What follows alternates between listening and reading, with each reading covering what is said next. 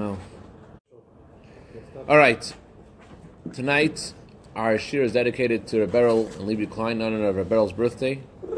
Chayim Rabbi, Shava Yirav Atzlacha, V'Gashmis, Ruchnis, Nal and Yonim. See the film of all your heart's desires for good. Amen. And tremendous nachas from your Rebbe and she from you until Bias Mashiach. Amen. Chayim Bracha.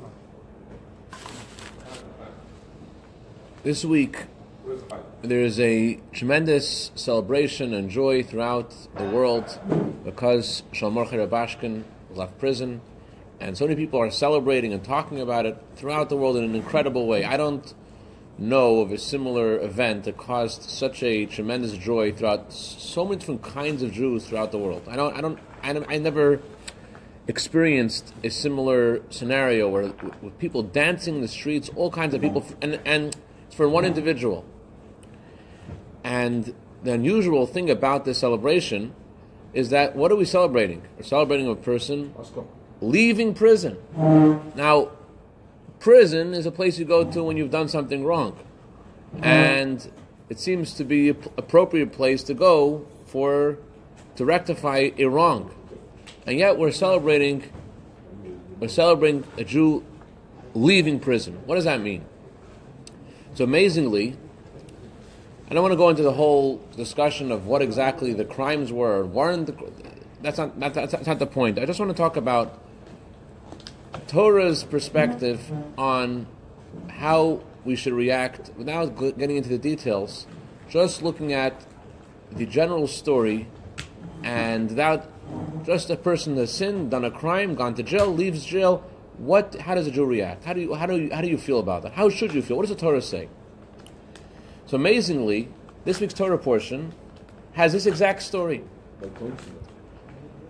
By divine providence. We read about the Jewish people coming to Jewish people then were only the brothers of Joseph, no big family yet. And they come to Joseph. They don't even know that it's their brother Joseph. And they're coming there to get food. And Joseph, who is the second in command in Egypt, gives them the food. And then they leave. And he plants his silver goblet in the suitcase of his brother Benjamin.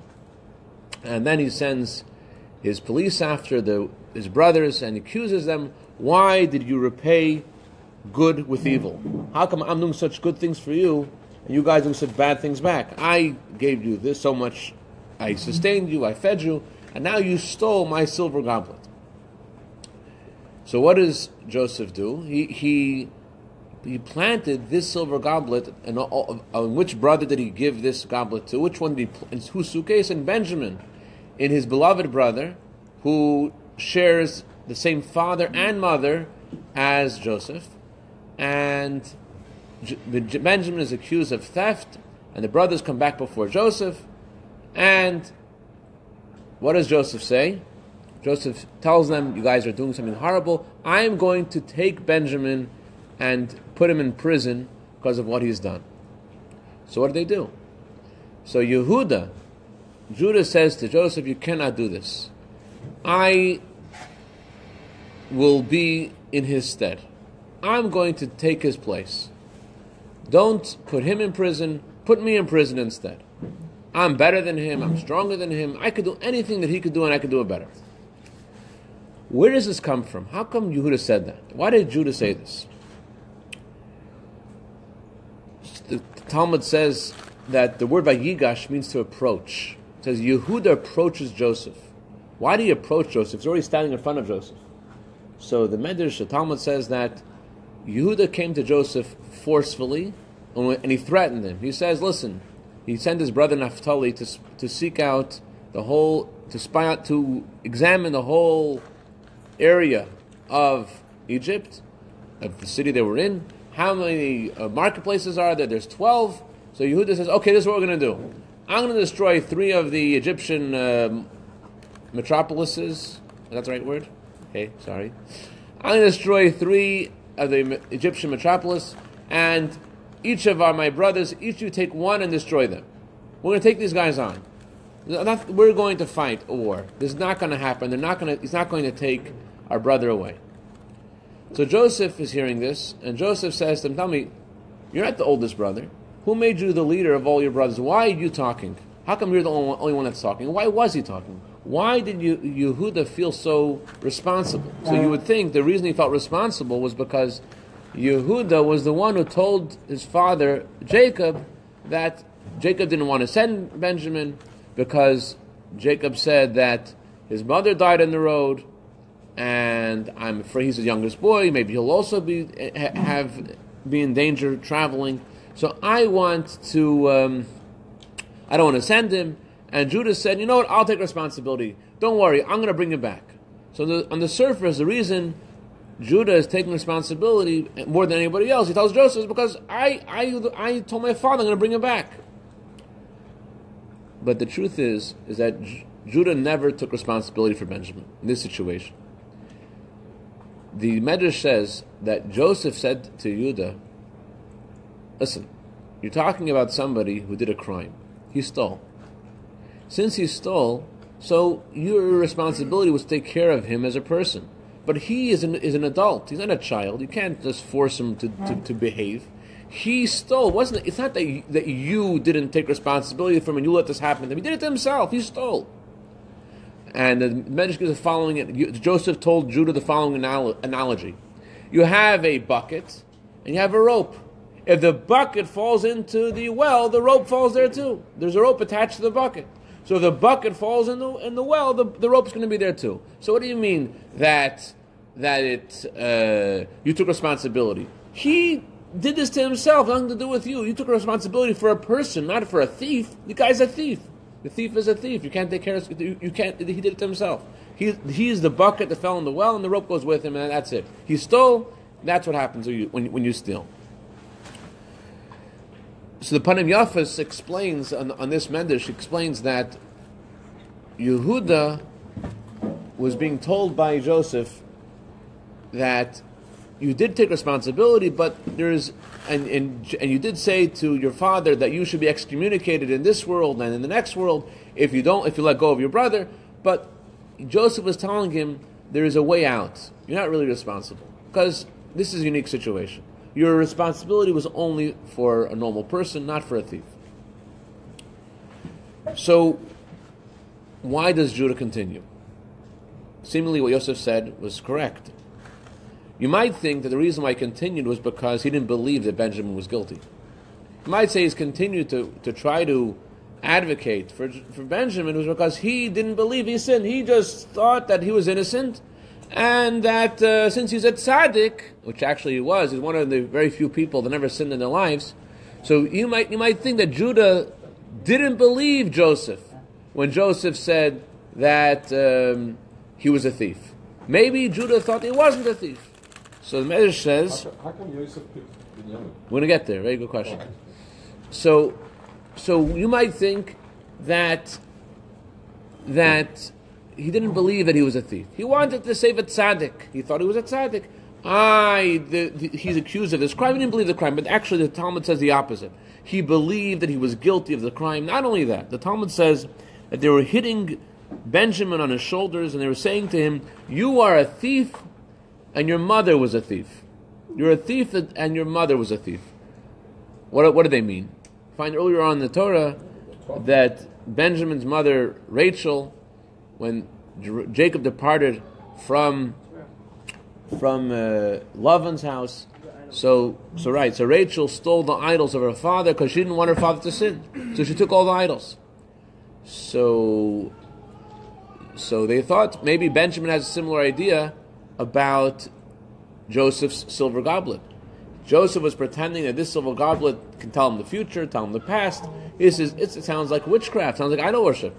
So that's why Benjamin, the daughter of the thief Rachel, thought he was going to be holy and steal this silver goblet because he wants to protect Joseph or anybody else from the sin of idol worship.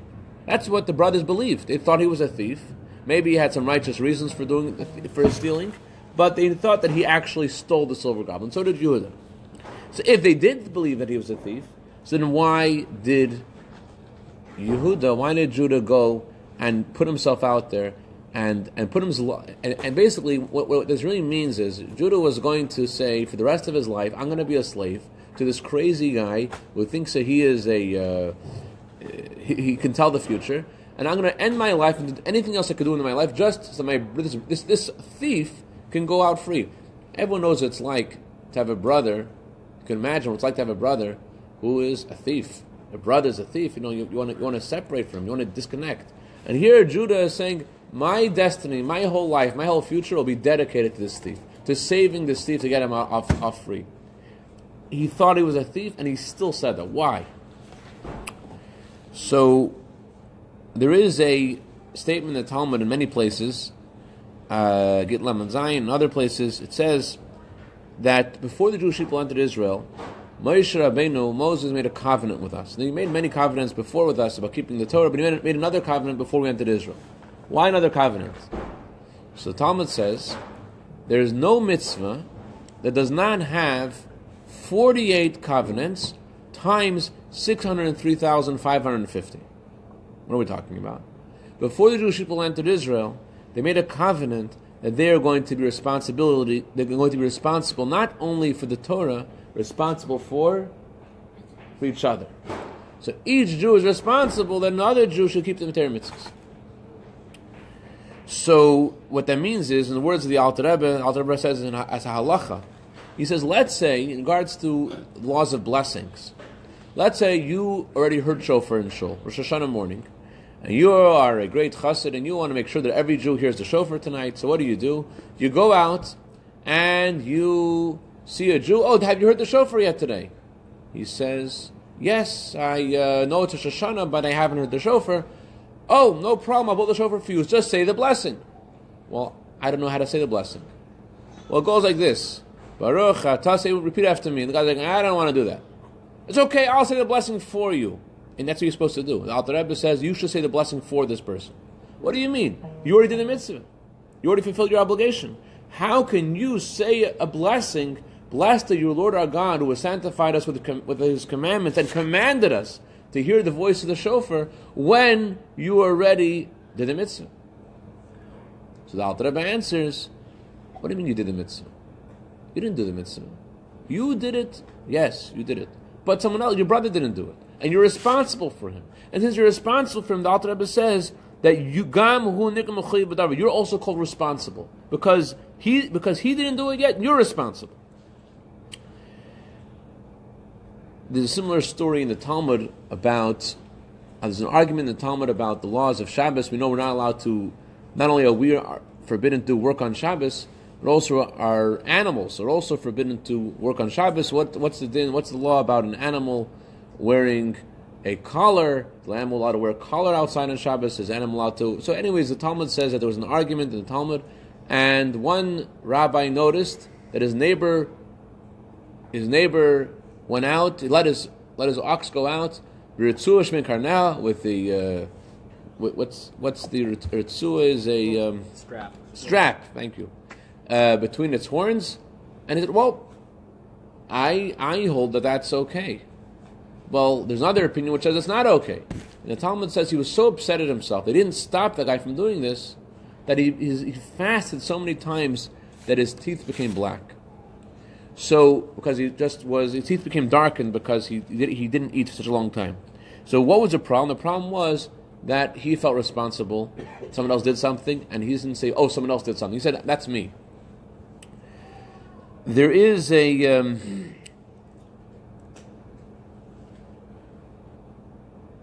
there's a obligation. It's not just like a nice thing. We're Jewish, therefore we do nice things for others. We're responsible for each other. If you didn't put on tefillin today, so I'm missing something. Rabbi Chaim Gutnick, alav shalom, a famous story with him and the Sofer family from Tasmania. The Sofers, they weren't religious people at all, very far from it, and they moved to Tasmania. Her husband, alav shalom, was Israeli, and he was passing by. Oh, there's a synagogue in Tasmania. He walks into the synagogue, and he's Israeli. They're, oh, We're so excited to finally have someone to read the Torah for us. Torah, I mean, I'm not a rabbi. I don't believe in this stuff. I'm actually an atheist. Well, do you read Hebrew, don't you? Yeah, I read Hebrew. Well, he... by the way, this story, the Rebbe himself edited this story. It was a 30-page story the way he wrote it. The Rebbe edited it, and somehow it got lost. We know the story because the family said the story, but the Rebbe considered the story such an important story that he wanted to personally edit the story. I heard this from the family. The one who passed away, he wrote 30 pages explaining the exact details of the story. So, the synagogue asked him, "You read the Torah for us." He's like, "Well, I could read the Torah for you if you really want." Yeah, we really want. Okay, he reads the Torah for them. Also, we need someone to be the chazan, to be the cantor. All right. Okay, so now he's the cantor. He's a cantor and he reads the Torah. Might as well be the rabbi. So here is this atheist who is a cantor and he's reading the Torah, and now he's also the rabbi answering them questions. And he feels very hypocritical and very dishonest and very weird about being this religious figure for this community. And he decides he's just going to get out of it. He's just going to drop this whole thing. He's going to cut himself off from this whole community. And as he's thinking these thoughts one day, he's walking in some street in Tasmania, and who does he see? He sees Rabbi Gutnick. He sees a rabbi who is with a long beard and with a hat, and it's unmistakable. This guy must be a rabbi. What are you doing here? You meet in the middle of the street, Shema Yisrael, says Rabbi Gutnick. He says, Hashem Elokeinu Hashem Echad. And he comes over their house, and they start talking about, it's amazing, you just came today. I was just thinking about leaving this whole religious thing, and now you came today, and he starts asking him questions. Like, for example, just to give you an idea of how little they knew about Judaism, you know how when we daven, the cantor always repeats the Shemona Esrei in Shachris and in Mincha. But they didn't know that in Ma'ariv, in the evening prayer, the Chazan doesn't repeat it. They repeat it every single time because what do they know? So they Chazar Shatz in Ma'ariv, whatever. A lot of that's just the tip of the iceberg. They had no idea of how to keep Judaism. Here, this guy and Rabbi Gutnick came and he spoke to them. Whenever you have a question, or you could be the rabbi here. If you don't know anything, you could always talk to me. I'm in Melbourne, not so far away.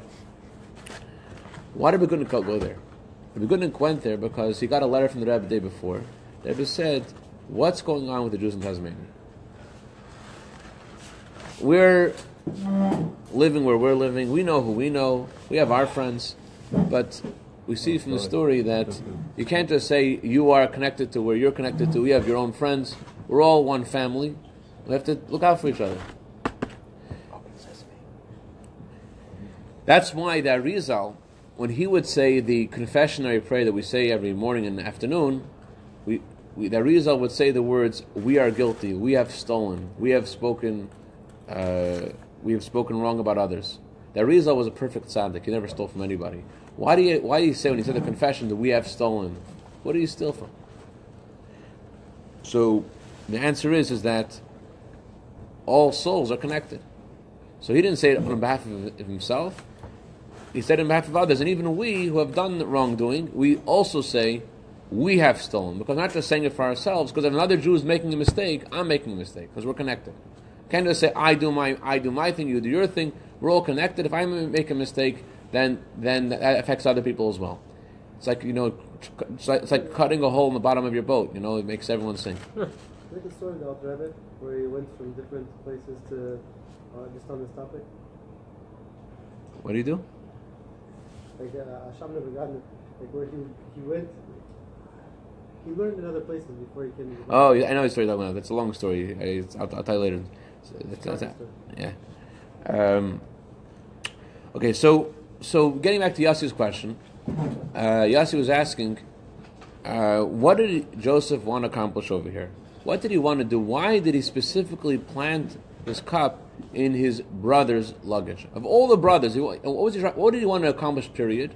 And why did he specifically want to make his Binyamin feel worse than everybody else and make him guilty and make everybody harass Benjamin? The brother that was not guilty of selling Joseph, the one brother that was the kindest and nicest to him because he never really had anything to do with him, he never did anything wrong to him. That's the one that Joseph specifically chooses to do a test of sorts. And what was he trying to test? What was he trying to accomplish? So Rabbi says this, and many other commentaries say, What Joseph wanted to accomplish was as follows. Joseph wanted to know when the brothers are acting nice to each other, but what would happen if they would consider one of their brothers, to have done wrong? Like they considered him when he was a child, when he was 17 years old, they thought he was out to get them, he was doing wrong, that he had self-aggrandizement, that he was considering himself better than everybody else, and he was out to get them. They went and they threw him in a pit and they sold him. What would they do if they considered their brother a criminal? That's what Joseph wanted to know. If they thought he was a criminal, what would they do? And that's why he planted the cup in his brother's luggage. He wanted to see how would they react to their brother being a criminal. And what happened was when Yosef saw that they were ready to stick their neck out for him, for Binyamin, then Joseph knew that his test was complete, and he finally admitted to his brothers, that he is indeed Joseph. When he finally was able to see that although they consider their brother a criminal, they're still going to go out for him, they're still going to help him, that's when Joseph knew that he doesn't have to continue with this masquerade anymore, and he could tell them, I'm your brother too. The famous story of the Baal Shem Tov. So that's why he picked Binyamin. Why? Binyamin was not part of the... part of the sale. So he was outside the picture, so that allows all of them to feel, to look at Binyamin as the outsider, as the criminal. I think that the reason why he chose Benjamin was because Benjamin was the one who was most prone to theft, because his mother was also a thief, and therefore they would believe that he's actually a thief. And despite knowing that he's really a criminal and believing he's a criminal, they should still decide they're going to save him anyways, despite him being a criminal. There is a famous story of Baal Shem Tov that called a Shmeck tabik, a sniff of tabik. There was a very wealthy Jew who came to Baal Shem Tov, and he tells the Baal Shem Tov, doesn't know what's going on. He used to be very wealthy, and all of a sudden his wheel of fortune has changed, has turned, and everything's terrible. He wants to know what's going on. Why is he losing everything? All of his investments are going down. What did he do wrong? So Baal Shem Tov tells him, he says that one time, I'll tell you what happened. One time you were in shul, and you were sitting in the Mizrach Avant, you were sitting in the front of the shul as all of the distinguished people sit, and your friend, who is the poorest guy in town, who you always help out, you always give him tzedakah, you always do nice things for him, he wanted to have a shmeck tabik. He wanted to have a little bit of tobacco, a snuff of tobacco. It's customary to have every shul has somebody passing out tobacco, or Jews just take a snuff of tobacco, right? Every good shul. So, huh? There's a box over there. Yeah, we have one too. So here, this wealthy man sitting in front of the shul, and he has this beautiful silver snuff box, and this guy who's wearing these tattered clothing, and he smells bad, and he walks over to him, and he says, "Oh, can I just have a little bit of that? Get your filthy paws off my snuff box." So the Baal Shem Tov said to him, you don't know what you did to the guy. The guy he's broken, he's poor, he has such a hard time anyways. And when you said it to him, you know what he did? He walked outside and he cried. He felt terrible. And because of that, the Baal Shem Tov said that you lost your whole fortune. So he asked Baal Shem Tov, what could I do? Baal Shem Tov said the only way that you could possibly rectify what happened is if you have to ask him also for... when he's going to become wealthy, which God willing he's going to become wealthy too, you have to ask him for a shmeck tabik, to ask him for a snuff from his tobacco, and if he says no, then you'll be able to become, then the fortune will turn back. So, sure enough, this guy, Shmerel the Araman, became Shmerel the Gvir. Shmerel the poor guy became the wealthiest guy in town, and he's thinking, but he's so kind and generous to everybody. He's thinking, how is he going to get Shmerel to diss him and not give him he always is so kind to everybody. What's he going to do? So his mazel was that Shmerel's only daughter was getting married, and he went over to Shmerel by the chuppah, and he says, middle of the chuppah, he says, "Hey, and he made sure to wear his ugliest and dirtiest clothing, and he goes over to him and said, by the way, I could really use a Shmeck tabak. Maybe you could give me some. So, unfortunately for this guy who was, sure, here you go. He fainted on the spot. So you felt terrible. This poor person who now became this wealthy person, this beggar who now became the wealthy man in town, he felt terrible. Why the guy faints? So he went over to him, what's wrong? And he told him the whole story about Shem Tov. He says, you ruined my whole mazel. You could have said no. So, long story short, is that this wealthy man decided to take responsibility for this guy, and he brought him back. He put him back on his feet. The point is that we are responsible for each other, and little things that we think are little aren't always that little. There is a famous teaching of the Arizal. Arizal says that all souls were all part of Adam Rishon. We all were once part of Adam Rishon. Some souls are connected to Adam Rishon's head, some to his feet, some to his ears, some to his heart. And that's why we find different people have a mitzvah, have Zayir Beit Tzvei, the mitzvah that they love to do more than all of their mitzvahs. Everyone has their mitzvah they love to do. Some mitzvahs people love to hear reading the Torah. Why? Because they come from Adam's ears. So they love to do mitzvahs associated with the ears. Some people love to daven because they come from Adam's heart. Some people love to give tzedakah. That's to do with the idea of feet. I'm not going to get into now why feet is associated with tzedakah. It says in general that our generation, that is a mitzvah which is especially connected to our generation. Alter Rebbe writes that although in the Talmud it says the most important mitzvah is Torah study, but in our generation the most important mitzvah is tzedakah. Anyways, but the word the Talmud uses is mitzvah zevizar beit tzvei, which literally means a mitzvah you're careful in, but the word zahir also means shine. The mitzvah you shine the most in. So everyone has a mitzvah they shine the most in, and just like the hands have energy also from the eye and from the foot, the whole body is connected. As our great reflexologists can tell us, the reflexologists they say right. Yeah. Okay. So the truth is, the Gemara itself and the Tzemach Tzedek talks about this. How if your head is hurting, Tzemach Tzedek says so. What was done was they would take blood out of the foot to heal the head. So why is that? Because the whole body is connected, and somehow things can happen in the foot and could affect the entire body. So too is this with souls. That you might think, oh, it's only me, it's only this other person. But we're connected, and what happens to one person affects others. And that's exactly why Yehuda felt responsible. He wasn't responsible because of what he told his father. He told his father to take responsible for Joseph, if responsible for Benjamin, if Benjamin will be a regular person. If Benjamin's a thief, I never took responsibility for him. But why do you feel responsible? You feel responsible because all Jews are responsible for each other.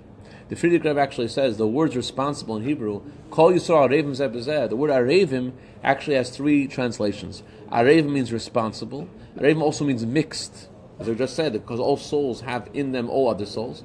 And Arevim also means sweet. All Jews are mixed with each other. All souls are connected to each other. All souls are sweet. Every Jew feels sweet with another Jew. And why do you feel sweet with another Jew? Because you have something another Jew inside of yourself. Just like your brother makes you feel a certain way because he's your brother. So too, we're all brothers. We all have something from each other's souls, and that's why, because I have something my brother's soul in me. That's why I'm responsible for the other Jew. So this explains something else. Hillel said in the famous story when the guy tells Hillel, "Please tell me the entire Torah while I stand on one foot, and then I promise to be Jewish." So what? Jewish. He wasn't Jewish. He says, I will keep the entire Torah, I'll become Jewish, just tell me the whole Torah while I stand on one foot. Huh? Why would he want to become Jewish? He obviously had something in him that he felt like, this must be a good idea. But he wanted to, be one of those guys, like, I want to get the point. Tell me the point. Why on one foot? That would convince me. Why on one foot? I heard different interpretations of why on one foot. I don't remember any right now. Because he didn't have time. There's something else about one foot. Anyways, so what did Hillel say to him? What did he say to him? No. Well, you think you tell him what you love to do to yourself, do that to other people too. What you want it for yourself, do with others. He didn't say it. He said the opposite. What you hate to be done to you, don't do to anybody else. If you hate something, don't do it. Why say the negative? The Torah doesn't say the negative. The Torah says in the positive, love your fellow like yourself. Why did Hillel say it in such a negative way? If you hate something, don't do it to anybody else. So the answer is, what do you hate the most? What do people hate the most? people hate the most, the thing that's the most annoying, is if someone knows your fault, and you know someone out there who judges you because of what you've done. You don't want to be around somebody who judges you. You don't want to be around somebody who judges you according to the things you've done. In other words, not someone who judges you incorrectly. Even someone who judges you correctly and treats you a certain way because based upon your actions, you don't want to be around that guy. He's got something on you. He's got something on you. You want to be around people that think you're wonderful. Why? Don't you know yourself you have faults? How come this guy bothers you? The answer is like this. It says in the Torah, Al kol pshant chasada. All faults are covered by love. Because we have a natural, healthy self-love, that's what God made us, therefore I can handle my faults.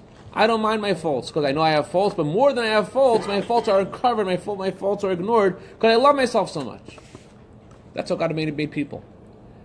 But when another person comes over and he like uncovers that fault, that bothers me. So Hillel says, you hate when people uncover your faults? Don't do it to anybody else either. Don't expose someone else's faults. Don't think about them, don't talk about them. Focus on the other person's good. In the words of the Alter Rebbe in Tanya, the Alter Rebbe says that it's equal to speak badly about someone, to killing them, to worshipping idols, and to committing adultery. That says in the Talmud. The Alter Rebbe says, it says in the Talmud. But the Alter Rebbe adds to this. He says that if that's true about speaking badly about somebody, how much worse is it to think badly about somebody? Because you think badly about somebody, that's more deeper in your soul. So when the Torah says don't hate your brother in your heart, that's even worse than talking bad about someone, because that's something deeply in your soul. You're talking, you're also thinking. But the worst part isn't the talking, the worst part is the thinking. Because it's thought as more of a connection to our soul than our words do. So therefore, when you think bad about someone, in a way that's even worse. I'm not saying you can talk bad about someone. I'm saying that there is a worse element in thinking. So what Hillel was saying was that how do you know that you're doing the mitzvah of loving your fellow like yourself?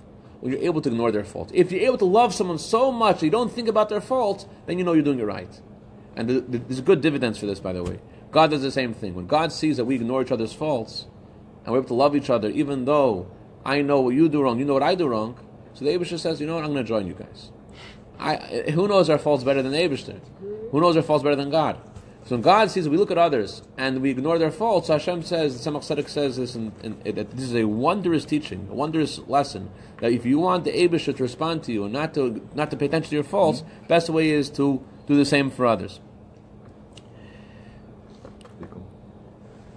The Friedrich Rebbe, so I'll conclude with this, the Friedrich Rebbe was once talking about how thought is potent. He said when you think about someone, you could help them. Just your thinking about someone in a positive way could help them. So someone who was by this Farbrengen, and I don't know what was going through his mind, but the Friedrich Rebbe's Farbrengens, his public discourses were a different style than the Rebbe's. People felt more free to ask questions in the middle of the discourse. So someone says, well, when you think about someone, what about the person you're thinking about? Do they actually get something? Do they actually feel something? Does it change them? So the Friedrich Rebbe went into a whole lengthy explanation, and he says, yes, it helps them, it's all, and goes along, explains in detail, and then at the end of the whole thing he says, and where were you last Sukkot? Where were you last Sukkot? What did he mean? The guy was in Soviet Russia last Sukkot, and he wasn't able to leave Russia, according to any natural means. Why was he able to leave Russia? Because somebody thought about him, because the Friedrich Rebbe thought about him, and that's why he davened for him, and he prayed for him, he thought good about him, and he prayed for him. That's why this guy was able to leave. The Alter Rebbe should have done is like sentimental, Like SMS. Yeah. What did he say? Like send him a phone and be like, yeah, this does work, or something like that. So, point is like this. First of all, the point is, what? What's wrong? Huh? No, it's cool. The point is, when people are celebrating, unfortunately, Shal Mordechai was in prison for 8 years, right? And now he comes out, and the whole world celebrating. The natural reaction of all the Jewish people is, oh, what did he do wrong? Let's go re-explore his case. No, people don't say that. People don't. That's not a Jewish reaction. It's not a way a Yid responds. A Yid responds, thank God he's free. How did a Jew react when Benjamin was put in prison? Oh, he's a thief. Let him stay there. He did everything he could. He put his own life on the line to help him get out. as I mentioned before about the Shmeck Tabik, give the guy a little bit. Let another Jew have a little bit of your snuff box. Let him have a snuff. Let the family enjoy the fact that their father, their husband, their brother, let them enjoy the fact they came home. Let them be happy and be happy too. And if you can't be happy too because you have some other thoughts in your head or whatever, at least let them open their snuff box. Don't ruin the moment. People today in this world, you could put a comment on a blog, on the blogosphere, and a WhatsApp, and it gets out there. A Jewish reaction. The Jews have a celebration. You celebrate with them. It doesn't matter who they are. And if you can't celebrate, at least don't interrupt the simcha. Bottom line is, my dear friends, look at each other. Look at each other. Look at the good in each other. Ignore the faults, and the Eibush do the same. It'll give us all good brachas, and we'll see simcha in our lives until the Amen Simcha Mashiach. Chaim Berel, Chnas Asacha Begashim V'Ruach, Chaim V'Ruach.